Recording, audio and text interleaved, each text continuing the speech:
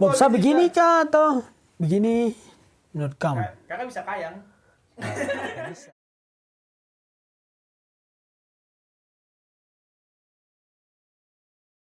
Kiora, Morena, good morning, selamat pagi. Perkenalkan nama saya, nama lengkap Nixon Steffi Jikwa, tapi biasa dipanggil Steffi atau kalau teman-teman dekat saya biasa panggil saya Epi. Ya, itu mungkin perkenalan singkat mengenai nama. Kalau dari asal pasti Papua, dari Tolikara. Saya lahir tuh di Wamena, jadi Labewa kayak ini. Tapi besarnya di Sentani, di Jayapura. Jadi saya besarnya ya di Jayapura, SD, SMP, SMA semua di Jayapura.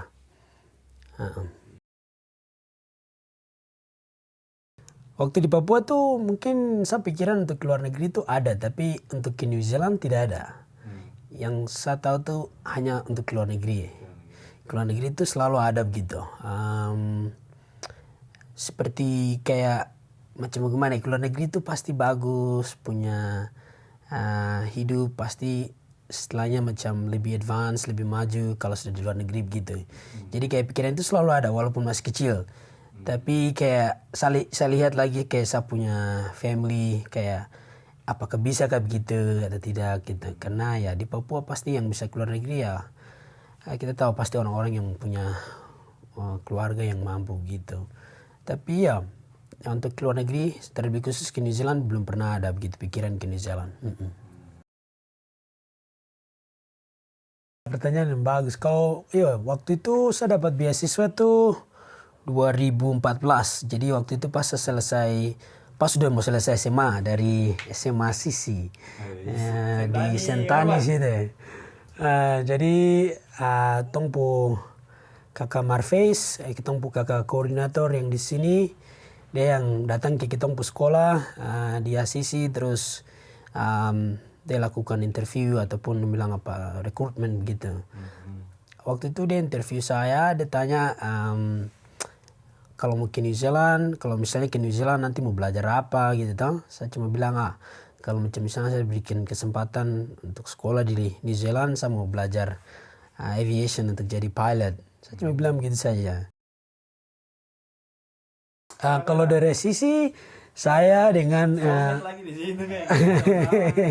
saya yang pertama, terus yang kedua Ovaldo Jikwa, terus yang ketiga itu teman Maxi Simpangki yang sekarang ada di Singapura. Ternyata nanti sekarang abis itu di mana lagi? Kita tiga dari Asisi, jadi ada 3 orang. Kita waktu itu di seleksi ada berapa orang, tapi yang diterima cuma 3 orang saja ya. Iya. Kita juga tidak istilahnya tidak bayangkan kalau kita nanti dipilih toh.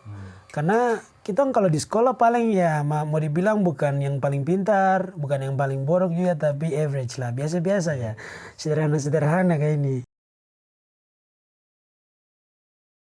Jadi saya pikiran untuk ambil aviation ini itu sebenarnya tuh dari kecil sekali, dari saya usia berapa tuh ya, dari sekitar usia 8 atau 9 tahun. Sebenarnya tuh keinginan untuk bawa pesawat itu sebenarnya tuh berawal dari motivasi yang jahat gitu. Jadi yang saya bilang motivasi yang jahat tuh karena memang waktu itu sapu bapak dan sapu mama nih dong hidup tidak akrab gitu. Jadi saya bapak nih dia ya seperti dong bilang apa KDRT kalau di Papua, jadi kekerasan rumah tangga. Jadi saya punya kayak istilahnya akar pahit buat sapu bapak tuh besar sekali. Jadi saya ingin masuk di ini apa pilot tempur gitu. Jadi pilot tempur biar saya ada akses untuk punya senjata dan lain sebagainya biar saya bisa bunuh saya bapak. Itu keinginan yang berawal dari situ. Pokoknya start untuk pikiran untuk jadi pilot itu dari situ. Tapi sering berjalannya waktu saya bertumbuh, terus saya ya bertumbuh secara manusia yang baik. Saya kenal orang-orang dari gereja dan ke gereja. Jadi akar pahit saya untuk saya punya bapak tuh macam hilang terus. Tapi saya punya keinginan untuk jadi pilot itu tetap masih ada. Tapi kayak keinginan sekarang untuk melayani, melainkan untuk membunuh atau berbuat sesuatu yang jahat. Jadi iya, saya punya kecintaan akan penerbangan itu semakin bertambah besar waktu itu pada saat ada kakak laki-laki satu yang dia belajar di Amerika, dia belajar aviation juga di Amerika, terus dia datang ke sub rumah, terus dia share-share dia pengalaman, cerita-cerita, terus dari situ macam saya punya keinginan untuk belajar untuk jadi pilot itu macam tambah besar begitu. Itu pas saya masih SMA kelas 2 atau 3 begitu. Jadi pas saya kelas 3 selesai itu macam saya ada pikiran tuh macam saya harus belajar aviation, tapi macam saya tidak tahu tuh bagaimana caranya karena memang saya tahu saya orang tua tidak mampu begitu. Gitu. Jadi saya start dari early age, tapi motifnya tuh motif yang buruk sekali. Tapi ya saya rasa semua karena anugerah Tuhan, saya punya hidup dirubah.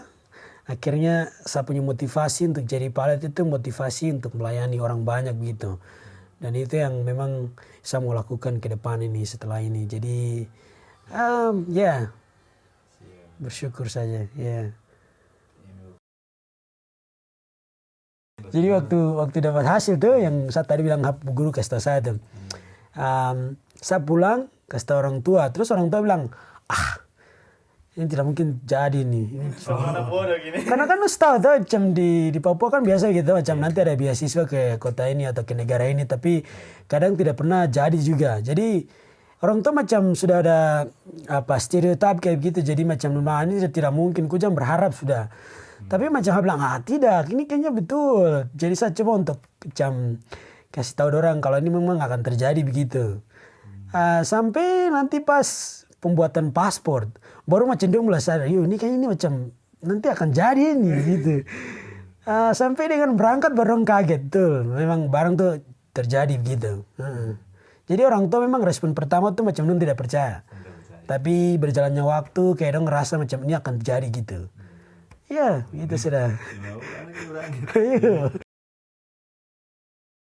Tong kalau tidak salah itu ada sekitar 21 kalau tidak salah Banyak 20 kan? 20. Jadi kita yang pertama kali datang tuh ada 19 dulu, itu yang lulusan high school semua itu. Baru nanti tambah dengan ada ketong kakak laki satu kakak Kerry Tabuni, dia datang dari belakang. Jadi mungkin total sekitar 20. 20. Jadi itu ya untung kita datang dengan grup banyak gitu, jadi macam anak-anak bisa sama-sama begitu daripada datang sendiri-sendiri. Ada sekitar 20. Di Bali tuh tong ini kita punya cek kesehatan kah? Mungkin tong di Papua punya fasilitas kesehatan kurang begitu lengkap. Jadi tong punya cek X-ray ya. Itu di Bali. Baru sambil tunggu dia hasil, kita jadi turis-turis domestik kayak ini. Jadi kita 2 minggu ya, tong spend waktu 2 minggu di Bali. Di situ yang memang kita menikmati kayak kebersamaan gitu, terus tong saling baku tahu antara satu sama dengan yang lain. Pokoknya tong punya hubungan tuh macam mulai start dari situ. Bali memang bagus. Tong di sana tong semua jadi turis langsung. Tapi uang terhadap berjalan hingga ya.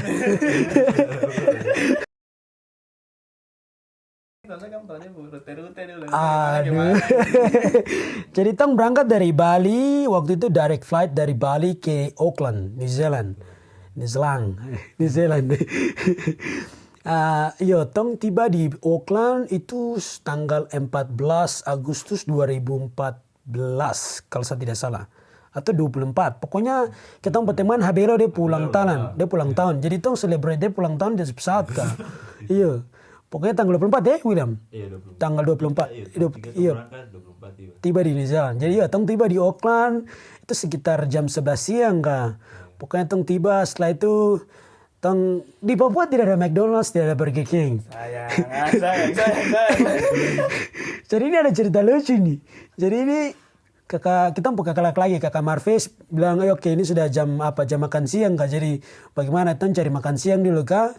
Jadi sudah kakak udah bawa ketong ke shopping mall dekat airport situ. Baru tong makan ini. Pokoknya yang pertama kali tong makan Burger King kah.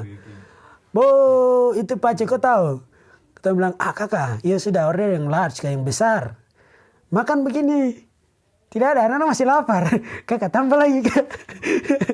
Kita pikir order yang besar lagi begini. Stuck, tidak ada yang kasih habis, setengah saja. Karena semua saking kenyang toh jadi. Ya setelah dari situ langsung kita lanjut langsung ke Palmerston North. Jadi itu dari Auckland ke Palmerston North. Itu kita kota pertama. Kita waktu tiba di New Zealand tinggal di situ. Jadi kalau saya secara pribadi, ya saya tinggal di Palmerston North itu sekitar 2 tahun. Jadi saya belajar dia punya English Foundation, pokoknya diploma papers begitu, semua di ini Palmerston North. Kota tercinta, jadi anak Papua bilang ketemu second home, rumah kedua di New Zealand sini. Jadi seingat saya itu tiba-tiba seperti yang tadi saya bilang Agustus saya. Jadi itu kayak itu di New Zealand tuh pas winter, musim dingin. Jadi ini malam pertama ini tiba di Palmerston North itu jam 12 malam kayak begitu. Pokoknya setelah itu kita diantar ke asrama. Jadi di asrama itu ada heater. Tapi kan di Papua itu tidak ada heater. Paling ada pendingin kayak ini AC ini. Jadi ada kakak laki-laki satu dia antar saya ke sapu kamar. Sekarang ini di kamarnya ada heater, tapi karena saya tidak tahu itu heater, bilang bah ini bangunannya bekas rumah sakit kah? Jadi ada barang ini putih ini nih. Aduh ini bikin takut sekali nih. Tapi ya jadi saya tidur dingin-dingin. Jadi saya pakai celana panjang, pokoknya sepatu, jaket semua lengkap. Saya tidur dingin-dingin ini. Karena saya tidak tahu kalau yang di samping satu heater. Jadi tidur dingin-dingin, nanti pagi baru saya pergi ke tempat makan, baru nanti saya cerita kalau tadi malam tuh dingin sekali. Baru masa aku tertahu kalau ada heater? Wah heater itu mana lagi? Barang tidak bawa saya ke kamar, baru ini barang tuh ada di heater. Oh dari situ sudah mau summer kah winter kah heater menyala terus.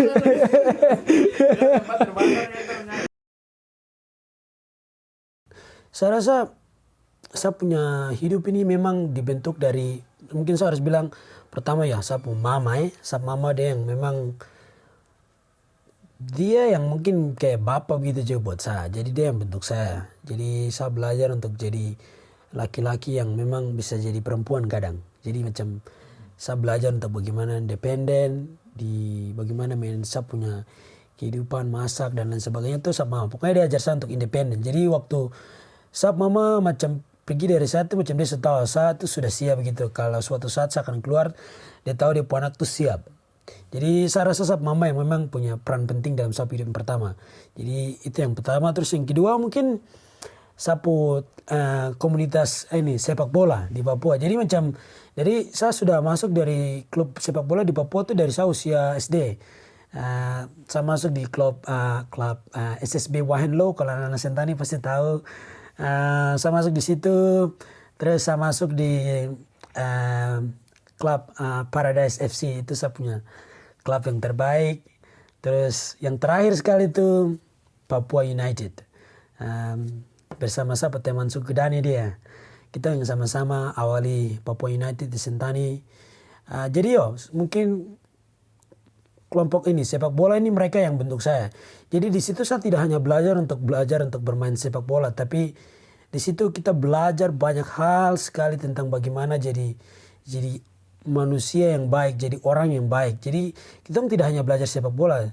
Saya kasih contoh. Jadi macam biasa tuh sebelum latihan berdoa, setelah itu latihan apa yang nanti coach mau kasih ajar, latihan. Tapi setelah latihan tuh pasti ada debrief gitu terakhir gitu toh.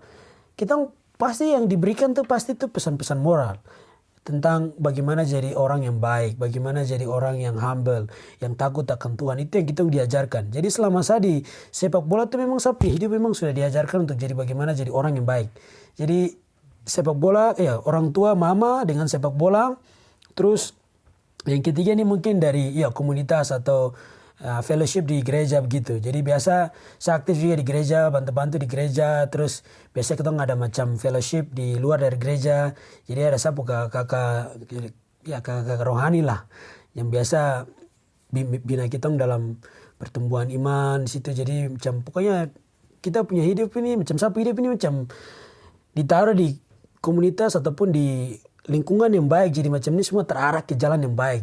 Jadi macam dulu di Papua tuh macam banyak hal-hal anak-anak muda lakukan hal-hal yang tidak baik, tapi macam sapu hidup tuh sudah ditaruh di jalur yang baik, jadi macam mau ke sini saja tapi saya tidak ke sana, tapi saya pasti lurus saja. Jadi ya saya bisa ada di sini, saya bisa ada sampai seperti hari ini tuh karena memang saya sudah taruh sapu diri di jalan yang baik dari awal sekali jadi. Jadi kita ke Christchurch itu saya sendiri dengan sapu teman satu, Logi Karuri, sapu teman baik, teman dekat, tong dari grup pertama sama-sama. Tong dua berjuang sama-sama, sama-sama di IPU, terus tong turun ke Christchurch ya. Jadi tong turun tuh tong turun pokoknya tuh Oktober 2016 kayak begitu. Turun ke Christchurch itu dengan tujuan untuk lanjut dengan aviation. Jadi waktu tong masuk di sekolah namanya International Aviation New Zealand Academy, something like that. Di Christchurch kita start dengan teori. Jujur waktu tong pertama masuk tuh memang saya dan sapu bro dia tong sama sekali tidak ada background aviation. Memang nol sudah. Apalagi di Papua, kamu tahu. Kalau saya sendiri, saya background main bola. Bro dia dari dance. Jadi memang kita dua punya background tuh sama sekali tidak ada. Jadi waktu tong pertama masuk, tong ada 6 teori yang tong harus pas itu untuk PPL atau Private Pilot License. Teori itu tong dua dari yang pertama sampai yang ke-6 tuh tong dua fail. Tong harus akui karena memang seperti tadi saya bilang, tong background aviation tidak ada, terus mungkin dia punya environment tuh memang sungguh-sungguh beda sekali karena memang tong belajar tuh bukan dengan teman-teman kayak dari Asia, jadi macam dia punya dari pengajar dong harus bicara tuh macam ada toleransi begitu. Ini kita belajar langsung dengan teman-teman dari Kiwi atau orang-orang New Zealand sini, jadi bahasa Inggris yang dong pakai itu memang bahasa Inggris yang memang sudah di luar begitu macam normal conversation, percakapan di luar. Jadi kita memang waktu itu memang kita harus akui kalau memang tong agak sedikit susah untuk kejar dong punya cara mengajar itu. Jadi 1 tahun tong spend di Christchurch di bawah, tong stuck di teori saja karena memang teori tong tinggal gagal terus. Jadi kayak macam ada satu teori yang tong tidak lulus atau fail begitu, habis itu tong ambil lagi sit lagi atau ulang lagi terus tong pas, terus kadang-kadang tong harus ulang lagi 3 kali atau 2 kali. Jadi memang waktu itu memang tong bertahan di teori saya, memang tong karena memang susah sekali, teori itu memang susah, tidak gampang. Jadi selama tong di Christchurch itu 1 tahun saja tong stuck di teori. Kita nggak ada pernah terbang, tapi itu tidak lama juga. Tong pernah terbang sekitar 4 atau 5 kali hanya terbang saja. Jadi waktu pas tong terbang itu tong punya instruktur di sana dong bilang, kamu punya terbang ini praktikal ini bagus sekali, kamu bisa dapat cepat, tapi kamu teori ini macam slow sekali. Jadi itu yang dong bilang dari sekolah, dong bilang headmaster yang bilang ya. Iyo, dia punya bosnya yang bilang begitu, bos yang untuk flying instructor ini. Dia bilang, wah, kamu punya flying ini bagus sekali, macam tong tidak perlu macam repot-repot, tapi kenapa teori ini kamu slow sekali? Jadi langsung kita dua bilang, memang kita orang Papua rata-rata begitu. Kalau teori memang kita pelan. Tapi kalau praktek sudah mari, kau kasih 1 kali langsung bikin. Jadi memang betul, kita orang Papua itu memang teori tong harus akui, tong mungkin pelan atau pelan sudah. Tapi kalau praktek, kau kasih tahu sudah tong jalan bikin. Jadi hormat. waktu itu memang pasti diakui kita. Dia pernah bandingkan kita dengan teman-teman lain ataupun teman-teman yang Kiwi atau orang bule nih. Jadi bilang teorinya. dong kadang teori bagus tapi praktek dong harus struggle. Kadang juga teori dong pas-pas dapat nilai 90 atau 80, tapi flying tidak bagus, dong langsung give up, menyerah, langsung keluar dari aviation. Karena memang penerbangan dong tidak bisa, macam terbangnya tidak bisa. Berarti mungkin dia takut untuk mungkin terjadi kecelakaan atau tidak tahu, pokoknya terbang tidak bisa saja, pokoknya flyingnya tidak bisa. Tapi kalau teori dong bisa. Kita punya ini terbalik. Teori memang kita pelan, tapi terbang. Mari sudah, tong terbang. Jadi waktu itu pasti dong ngaku kita, tapi tong harus akui karena memang tong teori pelan, slow sekali. Jadi paci dari orang-orang dari sekolah dong bilang kamu harus pikir baik-baik. Pernah saya ingat sekali waktu itu saya dan sahabat teman logi kita dipanggil ke paci bos dia punya ruangan. Terus paci dia bilang kita tuh memang kalau secara manusia itu macam menjatuhkan kita. Saya ingat sekali dia bilang kamu dua coba pikir lagi apakah ini memang sesuatu yang kamu lakukan. Karena ini macam apa ya, ini ada ring basket. Kamu coba mau masukkan basket tapi tidak bisa masuk. Bola basket kamu coba masukkan tapi tidak bisa masuk. Kamu harus butuh tangga untuk kasih masuk bola basket itu. Tangga ini kamu tidak punya, dia bilang kitong. Saran prologi dia. Dia bilang kamu harus cari tangga ini di tempat lain. Atau mungkin kamu harus pikir lagi apakah kamu harus lanjut aviation atau bilang lain. Karena ini kamu macam susah sekali. Tapi saya secara pribadi saya bilang ke saya sendiri, tidak, saya datang ke negara ini, saya mau jadi pilot. Dan saya akan pulang suatu saat jadi pilot. Itu saja, titik. Tidak ada diskusi lagi. Yo, itu saja, itu saya punya faith, itu saya punya iman. Jadi saya datang ke negara ini, saya datang untuk jadi pilot. Jadi saya pulang untuk jadi pilot juga. Saya jadi pilot lagi. Itu saya punya faith itu saja. Jadi Paci dia bilang saya begitu, tapi saya dalam hati tidak. Saya akan tetap maju. Sama juga dan saya teman logis juga. Kita berdua terima saya, dia bilang bagaimana begitu. Tapi kita terima saja, tapi kita tahu. Kita punya goal itu untuk jadi pilot. Jadi sekolah dong, istilahnya macam, dong tidak bisa mengajar kita lagi, dong tidak bisa bantu kita lagi, kata kasarnya. Jadi dia bilang kamu harus cari sekolah lain. Jadi sudah, kita pindah. Atau kakak dengan inisiatif pindah?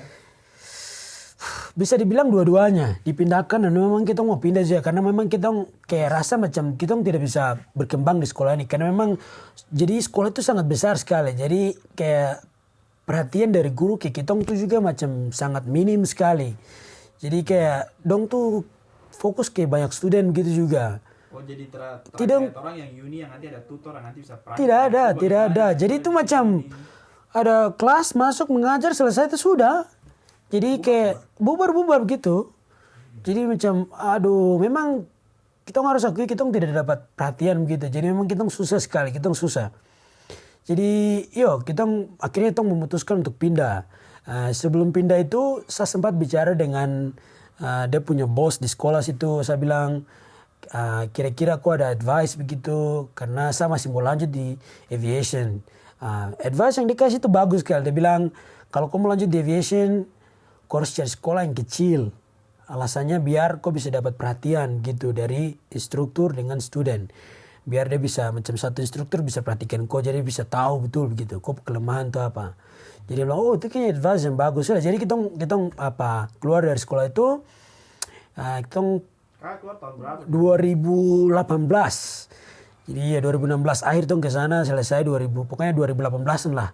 Tong naik pindah kembali lagi ke North Island di kota Mata-Mata. Bukan Mata-Mata ini. Itu memang nama kotanya. Jadi itu di North Island di Central situ dekat kota Hamilton. Jadi saya dan teman logi lagi tong pindah ke Mata-Mata situ. Tong pindah di Mata-Mata sekitar 1 tahun juga di situ. Terus terjadi hal yang memang tidak diprediksi dari pihak sekolah dan juga kita student atau pelajar. Jadi waktu itu saya dan punya teman logi kita mau private license itu di Mata-Mata. Sekolah kecil itu namanya New Zealand Aviation. New Zealand Aviation. Jadi kita punya license di situ untuk private. Pas ada sedang belajar atau training untuk CPL, tiba-tiba kita dapat berita buruk kalau sekolah ini bangkrut, kata kasarnya. Bangkrut, akhirnya kita harus pindah sekolah. Jadi waktu itu pas transisi antara mau cari sekolah atau sekolah itu mau pindahkan kita ke sekolah lain, ternyata sekolah dari Auckland ini namanya Admiral Flying School. Dong datang ke kita sekolah terus dong langsung talangi anak-anak ya. Jadi mau keluar langsung datang, kamu masuk gini, kita sekolah sini begitu. Dong juga cari ini student. Oh iya, orang cari student juga.